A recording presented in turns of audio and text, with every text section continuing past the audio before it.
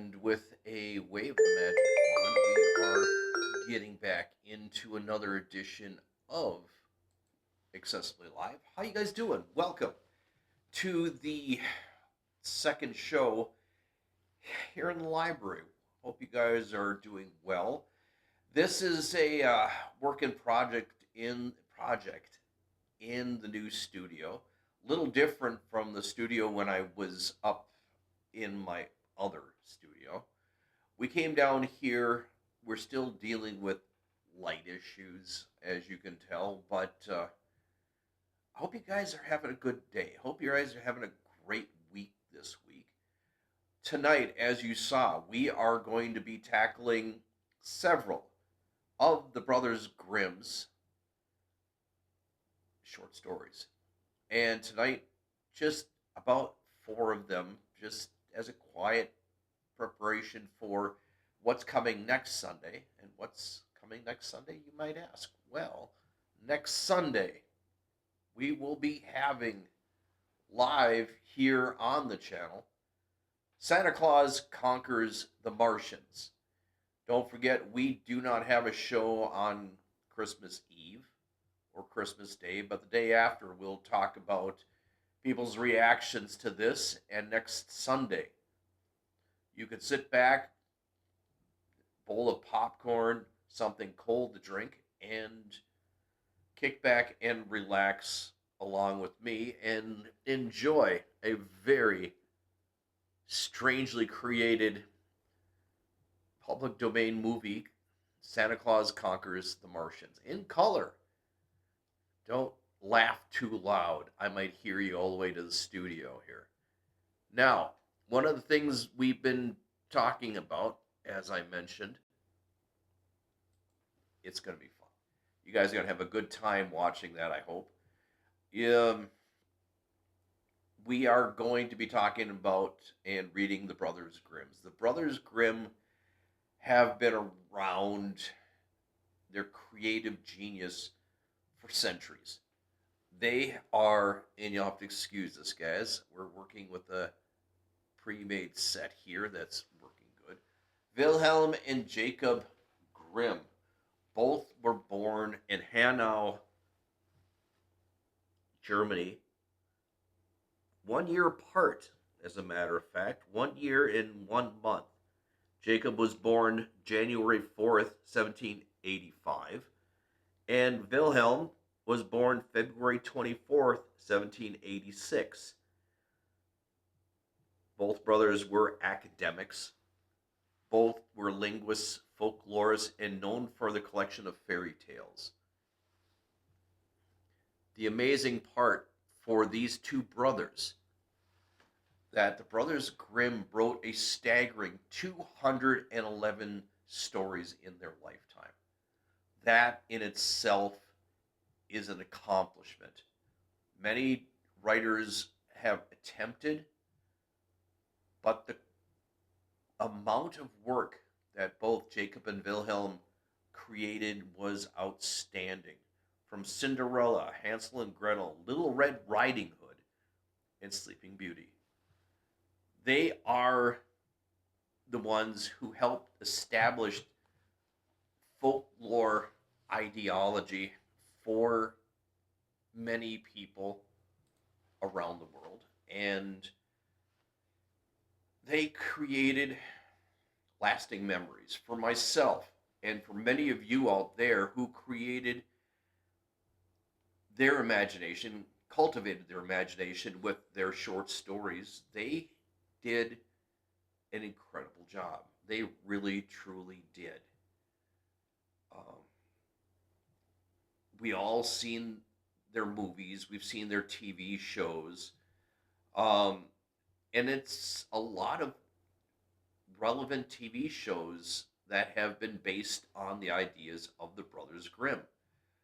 Back about 15, 20 years ago, there was a show called Grimm, a sci-fi horror adventure show on NBC that was based on the legacy of the Brothers Grimm.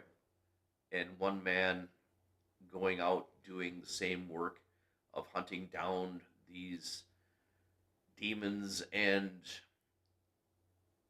horrific creatures that still spawned in the night. It was a fun series. If you didn't get a chance to see it, highly recommend it. We are. I'm excited for tonight. Like I said, shorter show tonight as it's been the last few weeks because next week's show will be an hour and a half for the movie. But I want to remind everybody when you get a chance to like and subscribe. I appreciate it. The algorithm appreciates it. And we're trying desperately to break 50. Ha! But we've had a good time doing this show. Don't forget, in January, this coming January will be our 2-year anniversary. And as with every anniversary for this show, the Accessibly Live Book Club Reading Room, we will be reading another of the adventures of the Hardy Boys.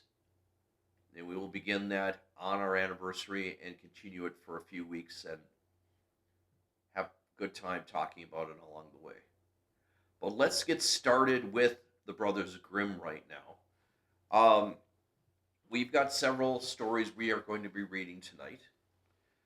The first one is going to be The Blue Light by the Brothers Grimm. Here on Accessibly Live, the Book Club Reading Room. The Blue Light. There once was a soldier who had served his king well and faithfully for many years. But on account of his many wounds, he could not serve any longer. The king said, "You can go home now. I have no further need of you. I can only pay those who serve me." The soldier did not know what to do for a living, and he went away sadly. He walked all day until he reached a wood where, in the distance, he saw a light. On approaching it, he found a house inhabited by a witch. "Pray give me shelter for the night and something to eat and drink," he said, "or I shall perish." "Ho, ho," she said, "who gives anything to a runaway soldier? I should like to know, but I will be merciful and take you in, if you will do something for me." "What is it?" said the soldier. "I want you to dig up my garden tomorrow." The soldier agreed to this, and the next day he worked as hard as he could, but could not finish before evening. "I see," said the witch, "that you can do no more this evening. I will keep you one more night more, and tomorrow you shall split up some logs for firewood." The soldier took the whole day over this task, and in the evening the witch proposed that he should stay again another night. "You shall only have a very light task tomorrow," she said. "There is an old dry well behind my house. My light, which burns blue and never goes out, has fallen into it, and I want you to bring it back." The next day, the witch led him to the well and let him down in a basket. He found the light and made a sign to be pulled up. But when he was near the top, the witch pulled out her hand and wanted to take it from him. But he, seeing her evil designs, said, "No, I will not give you the light till I have both feet on dry ground again." The witch flew into a passion, let him fall back into the well again, and went away. The poor soldier fell onto the damp ground without taking any harm, and the blue light burnt as brightly as ever. But what was the good of that? He saw that he could not escape death. He sat for some time feeling very sad. Then, happening to put his hand in his pocket, he found his pipe still half full. When the cloud of smoke cleared off a little, a tiny man appeared before him and asked, "What orders, master?" "What do you mean?" said the soldier. He asked in amazement. "I must do anything that you command," said the little man. "Oh, if that is so," said the soldier, "get me out of this well first." The little man took him by the hand and led him through an underground passage, but the soldier did not forget to take the blue light with him. On the way, he showed the soldier all the treasures the witch had amassed there, and he could take as much gold as he could carry. When they reached the top, he said to the little man, "Now go, find the witch, and take her before the judge."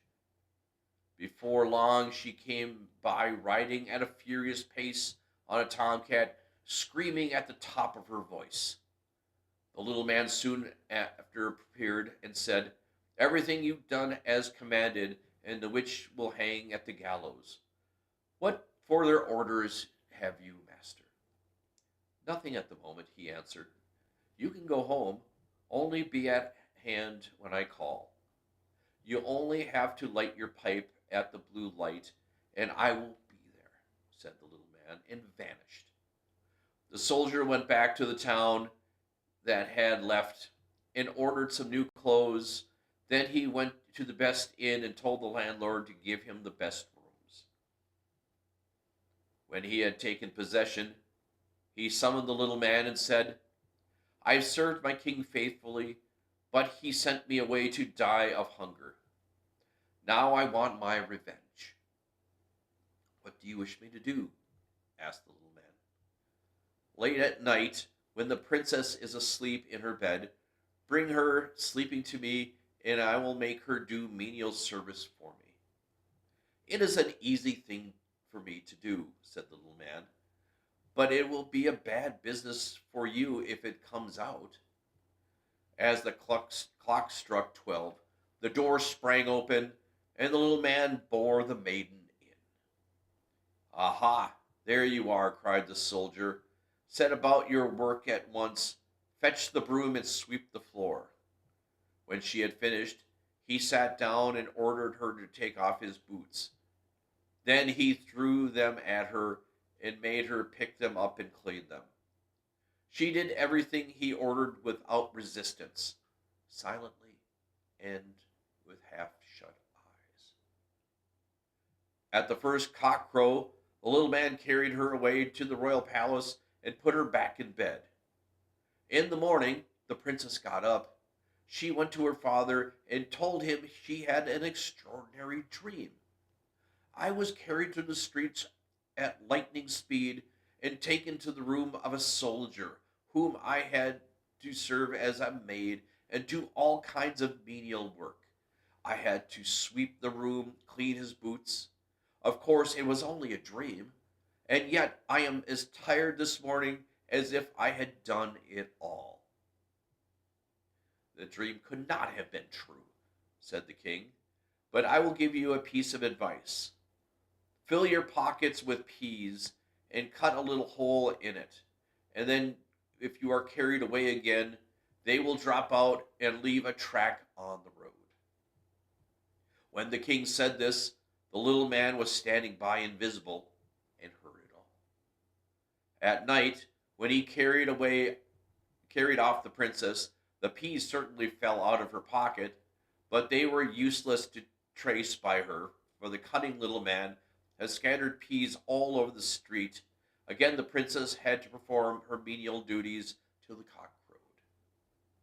The next morning, the king sent out people who were to find the tracks, but they were unable to do so, because in every street the poor children were picking up peas and saying, "It must have rained peas last night." "We must devise a better plan," said the king. And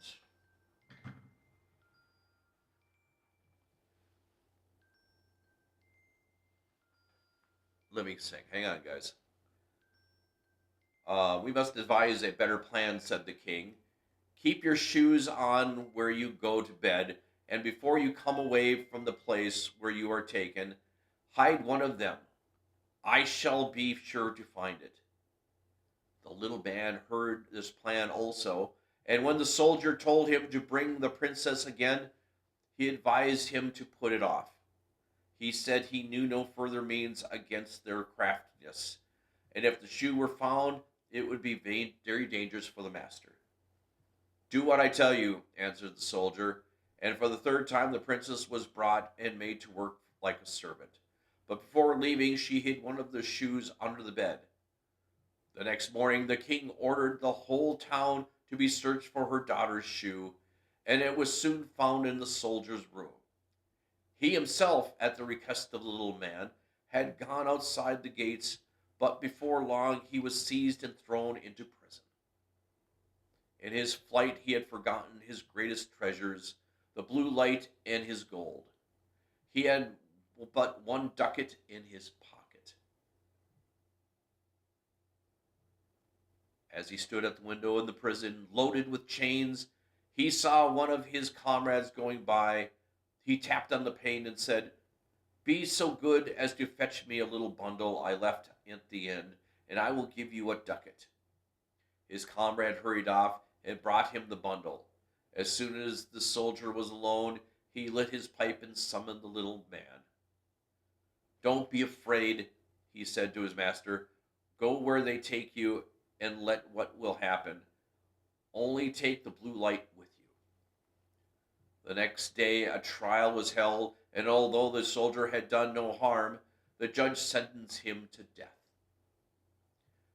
When he was led out to execution, he asked a last favor of the king. "What is your wish?" asked the king. "That I may smoke a last pipe."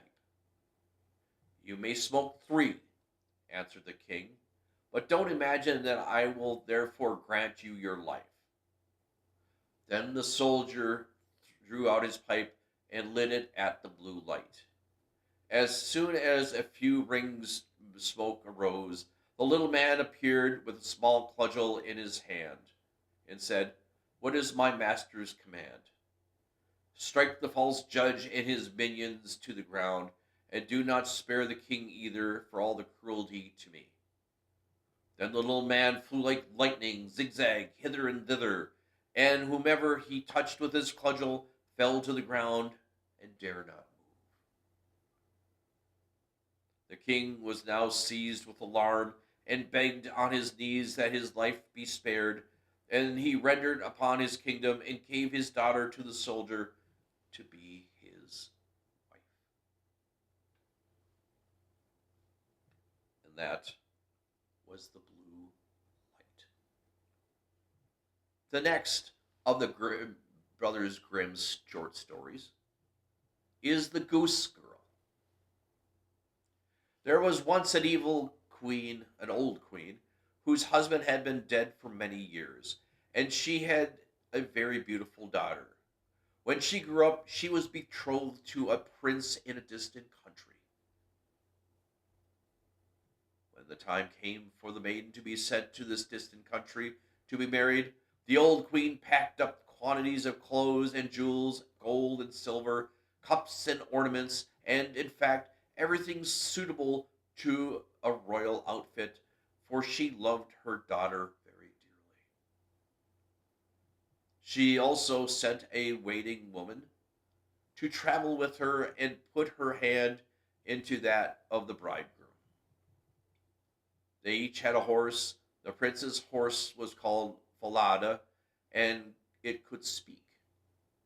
When the hour of departure came, the old queen went to her bedroom, and with a sharp little knife cut her finger and made it bleed. Then she held a piece of white cambric under it and let 3 drops of blood fall onto it. This cambric she gave to her daughter and said, "Dear child, take good care of this. It will stand you in good stead on the journey." They then bade each other a sorrowful farewell. The princess hid this piece of cambric in her bosom, mounted her horse, and set out with her to her bridegroom's country. When they had ridden for a time, the princess became very thirsty and said to the waiting woman, "Get down, fetch me some water in my cup from the stream. I must have something to drink." "If you are thirsty," said the late waiting woman, "dismount yourself, lie down by the water, and drink. I do not choose to be your servant."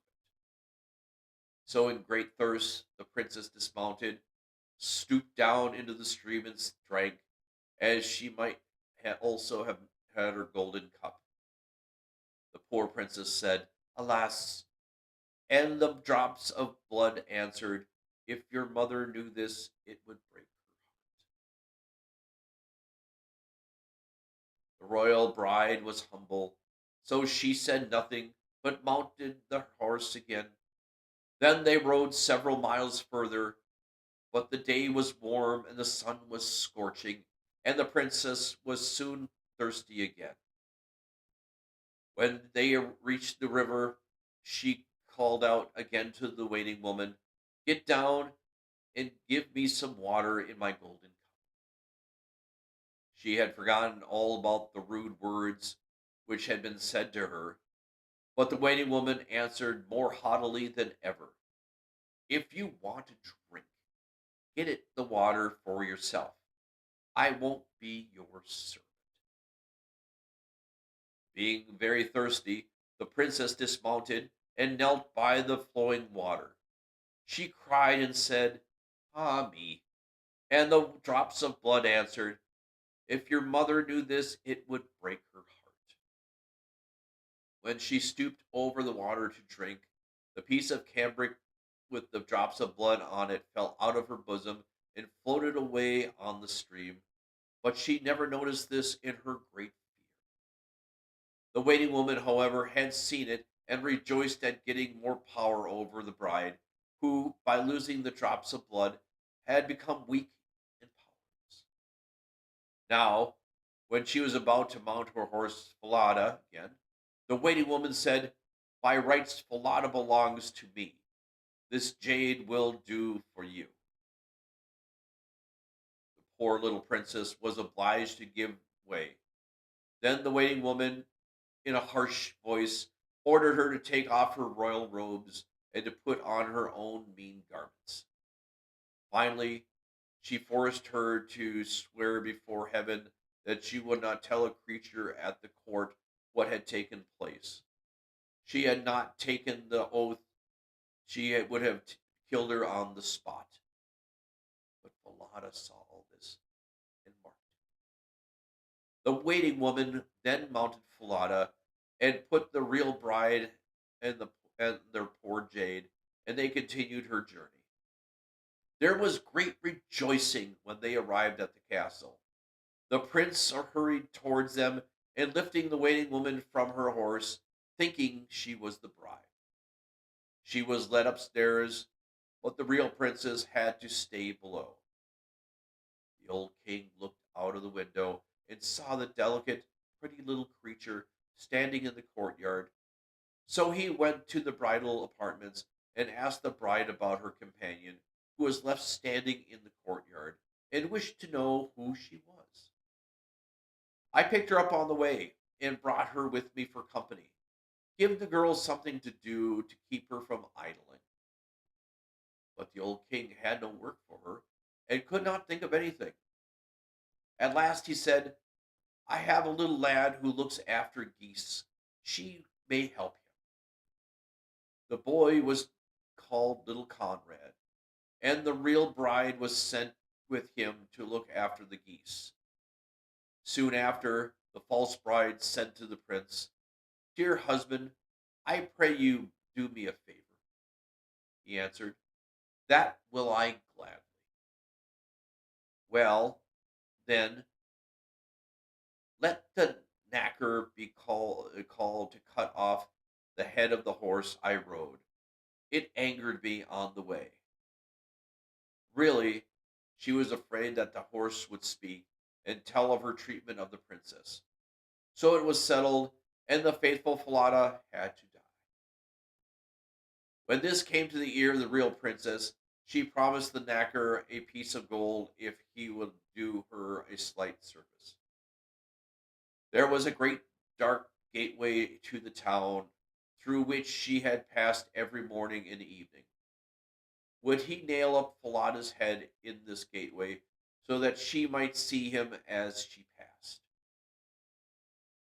The knacker promised he would do as she wished, and when the horse head was cut off, he hung up in the dark gateway. In the early morning, when she and Conrad went through the gateway, she said in passing, "Alas, dear Falada, there thou hangest." And the head answered, "Alas, queen's daughter, there thou gainest.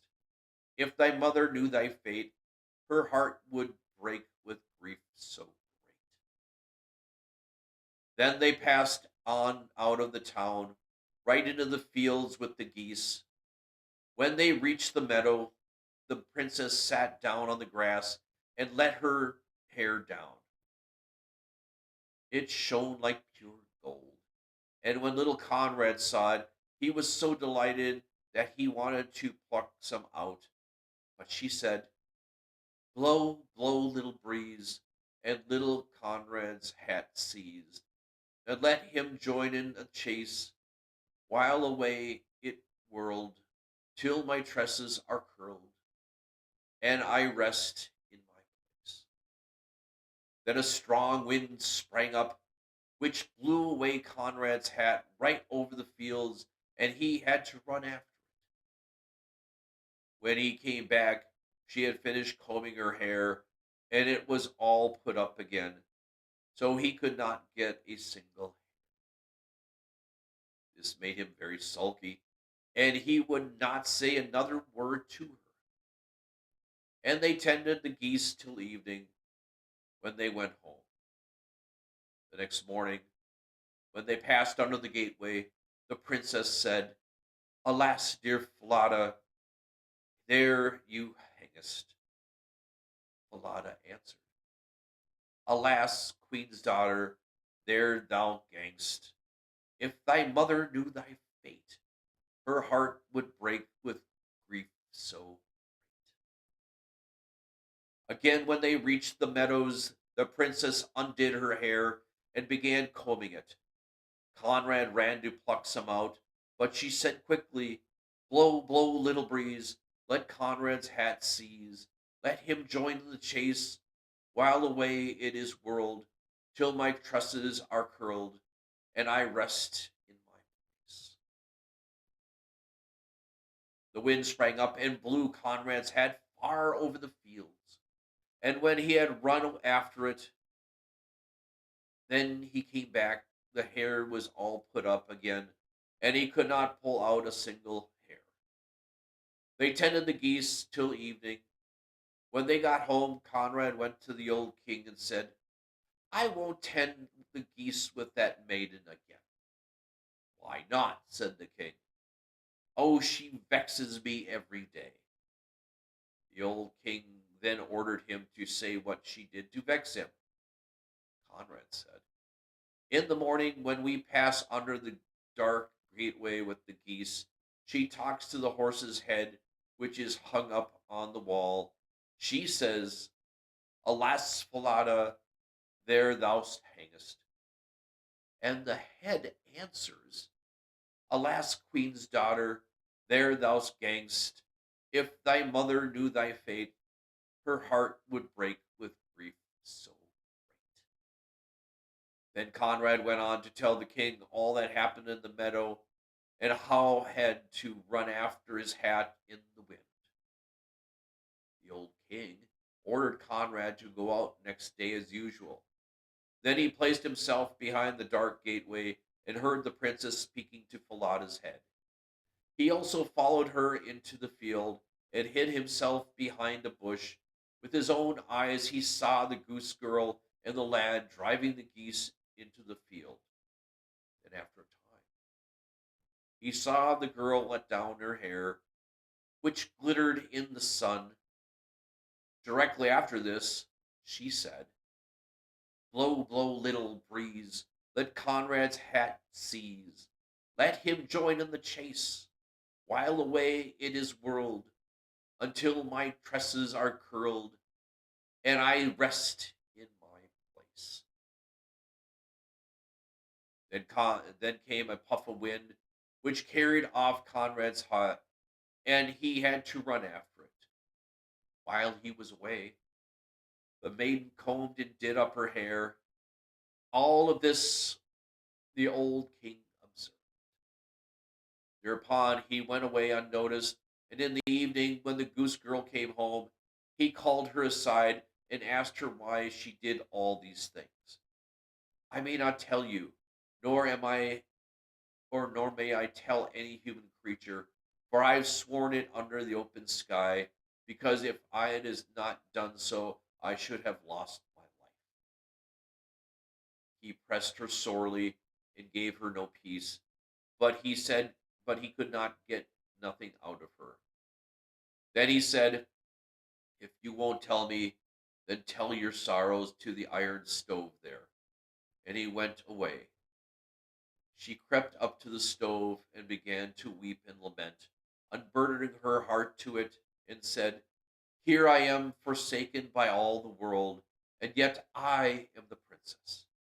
A false waiting woman brought me to such a place that I take off my royal robes. Then she took my place with the bridegroom, while I have to do mean service as a goose girl. If my mother knew it, she would break her heart.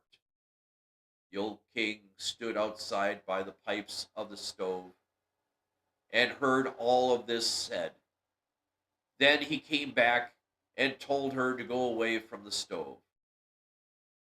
He caused royal robes to be put upon her, and her beauty was a marvel.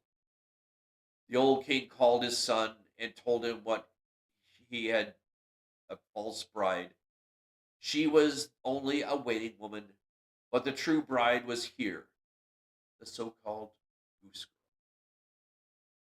The young prince was charmed with her youth and beauty.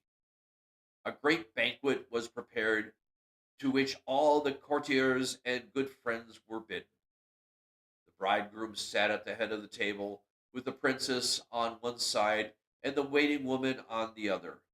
But she was dazzled and did not recognize the princess in her brilliant apparel. When they had eaten and drunk and were all very merry, the old king put a riddle to the waiting woman. What does a person deserve who deceives his master? Telling the whole story and ending by asking, what doom does he deserve? The false bride answered, no better than this. He must be put stark naked into a barrel stuck with nails and be dragged along by two white horses from street to street until he is dead. Then this is your doom, said the king, and the judgment shall be carried out.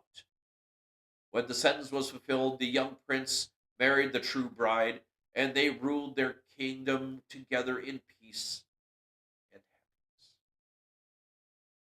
And that was The Goose Girl by the Brothers Grimm. Now, one more here. This one you may recognize. For this is The Golden Goose. Here on Accessibly Live, the book club reading. The Golden Goose. There was once a man who had 3 sons. The youngest of them was called Simpleton, and he was scorned and despised by others, and he kept in the background. The eldest son was going into the forest to cut wood, and before he started, his mother gave him a nice sweet cake and a bottle of wine to take with him, so that he might not suffer from hunger or thirst. In the wood he met a little old gray man, who bade him good day and said, give me a bit of cake in your pocket, and let me have a drop of your wine. I am so hungry and thirsty. But the clever son said, "If I give you my cake and wine, I shan't have enough for myself. Be off with you." He left the little man standing there and went on his way. But he had been long at work cutting down a tree, and before he made a false stroke and dug the axe into his own arm, and he was obliged to go home to have it bound up. Now, this was no accident. It was brought about by the little gray man.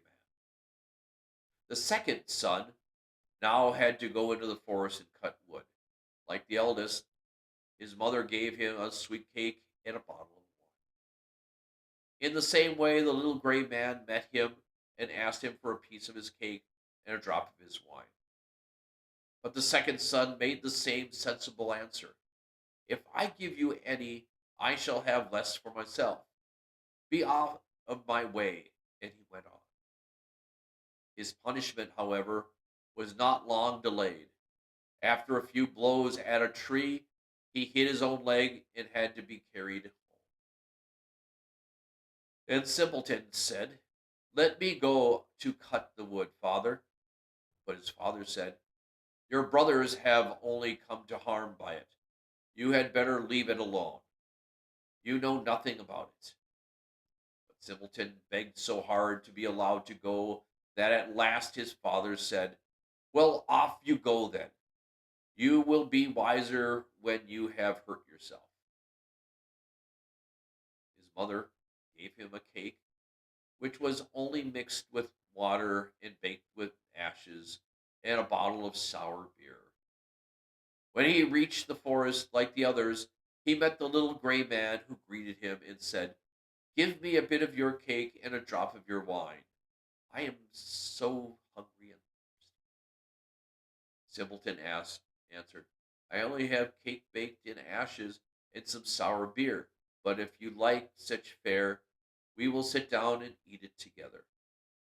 So they sat down, and when Simpleton pulled out the cake, it was a sweet, nice cake, and his sour beer turned into good wine. So they ate and drank, and the little man said, "As you have such a good heart and are willing to share your goods, I will give you good luck. There stands an old tree. Cut it down, and you will find something at its roots." So saying, he disappeared. Simpleton cut down the tree, and when it fell, lo and behold, a goose was standing among the roots, and his feathers were pure gold. He picked it up, and taking it with him, went to the inn where he meant to stay the night. The landlord had three daughters who saw the goose and were very curious as to what kind of bird it could be, and wanted to get one of its golden feathers. The eldest thought, "There will soon be some opportunity for me to pull out one of the feathers." And when Simpleton went outside, she took hold of its wing and plucked out a feather, but her hand stuck fast and she could not get away. Soon after, a second sister came up, meaning to also pluck one of the golden feathers, but she had hardly touched her sister, when she found herself held fast. Lastly, the third came with the same intentions, but the others screamed, "Keep away! For goodness sake, keep away!" But she, not knowing why she was to keep away, thought, "Why should I not be there if they are there?" So she ran up, but as soon as she touched her sisters, she said she had to stay hanging on like them, and they all passed the night like this. In the morning, Simpleton took up the goose under his arm without noticing the three girls hanging on behind. There they had kept running behind, dodging his legs right and left. In the middle of the fields they met the parson, who, when he saw the procession, cried out, "For shame, you bold girls! Why do you run after the lad like this? Do you call that proper behavior?" Then he took hold of the hand of the youngest girl to pull her away, but no sooner had he touched her that he felt himself held fast, and he too had to run behind. Soon after, the sexton came up, and seeing his master the parson treading on the heels of the three girls, cried out in amazement, "Hello, your reverence! Whither away so fast? Don't forget that we have a christening." So saying, he plucked the parson by the sleeve, and soon found that he could not get away. At the party of as the party of five, one behind the other, tramped on, two peasants came along the road carrying their hoes. The parson called them and asked them to set the sexton himself free. But as soon as they touched the sexton, they were held fast, and now soon there were 7 people running behind Simpleton and his goose. By and by, they reached a town where a king ruled, whose only daughter was a solemn but nothing and nobody could make her laugh. So the king had proclaimed that whoever made her laugh should marry her. When Simpleton heard this, he took the goose with all those following before her, and then she saw these people running, she one behind another. She burst into fits of laughter and seemed as if she would never stop. Thereupon, Simpleton was asked her in marriage, but the king did not like him for a son-in-law, and made all sorts of conditions. First, he said Simpleton must bring him a man who could drink up a cellar full of wine. Then Simpleton at once thought of the little gray man who might be able to help him, and went out to the woods to look for him. On the very spot where the tree that he had cut down, he saw the man sitting with a very sad face. Simpleton asked him what was the matter, and he answered, "I am so thirsty. I cannot quench my thirst. I hate the cold water, and I have already emptied the cask of wine. But what is a drop like that on a burning stone?" "Well, there I can help you," said the simpleton. "Come with me, and you shall have enough to drink and to spare." He led him to the king's cellar, and the man set upon the great cask, and he drank till his sides ached, and by the end of the day the cellar was empty. Then again Simpleton demanded the bride, but the king was annoyed that a wretched fellow called Simpleton could have his daughter, and made new conditions. He was now to find a man who could eat up a mountain of bread. Simpleton did not reflect long, but he went straight to the forest, and there was the self same place sat a man, straightening his strap around his body, making a very miserable face. He said, "I have eaten up a whole oven full of rolls, but what is the good of that when one is as hungry as I am? I am never satisfied. I have to tighten my belt every day if I am not to die of hunger."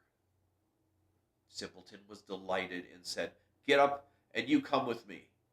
You shall have enough to eat." And he took him to the court, where the king had caused all the flour in the kingdom to be brought together, and a huge mountain of bread to be baked. The man from the forest sat down before it and began to eat, and at the end of the day the whole mountain had disappeared. Now, for the third time, Simpleton asked for the bride, but again the king, tried to find an excuse and demanded a ship which could sail on land as well as at sea. "As soon as you sail up in it, you shall have my daughter," he said. Simpleton went straight into the forest, where he sat the little gray man, to whom he had given the cake. The little man said, "I have eaten and drunk for you, and now I will give you the ship too. I do it all because you were merciful to me." Then he gave him the ship, which could sail on the land as well as the sea. And when the king saw that it could no longer withhold his daughter. The marriage was celebrated, and at the end of the king's death, the simpleton inherited the kingdom and lived long and happily with his wife. The end. Those were three very fun adventures with the Brothers Grimm: the Blue Light, the Goose Girl, and the Golden Goose. I hope you enjoyed it. I hope you enjoyed the stories. The Brothers Grimm are still some of the best and most enjoyable fairy tales created, often telling a moral to the story of what happens if you don't follow a simple rule, or when somebody withholds what they should be given. I hope you enjoyed them. I hope you enjoyed all three of the stories here. We remind everybody that when you get a chance, as I reach forward, get a chance, like and subscribe.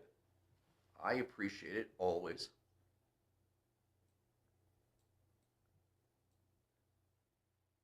Hope you guys like that one. I made that one a couple weeks ago.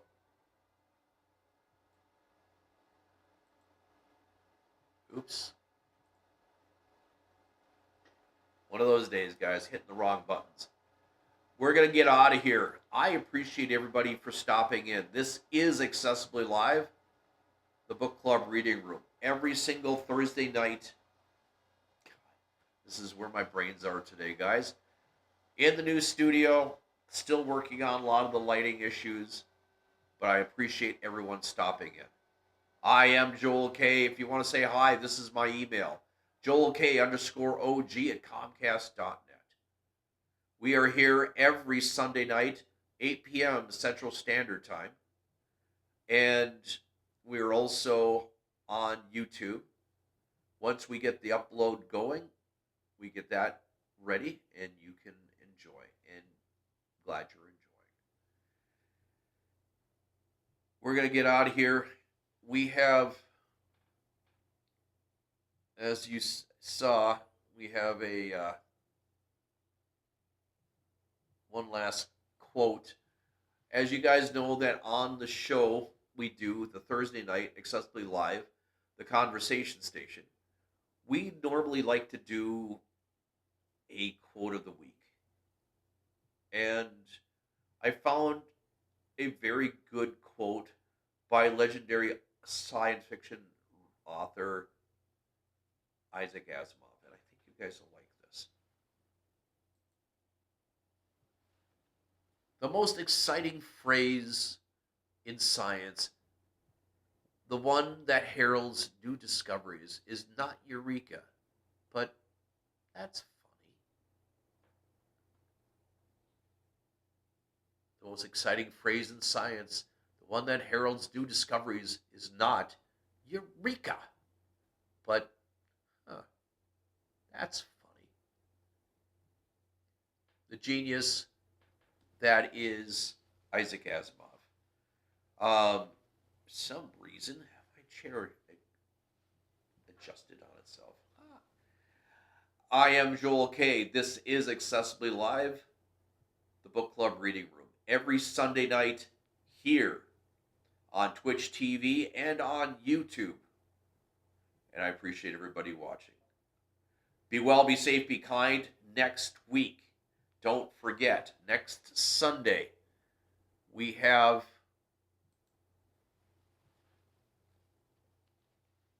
Santa Claus Conquers the Martians. Next Sunday, the 22nd.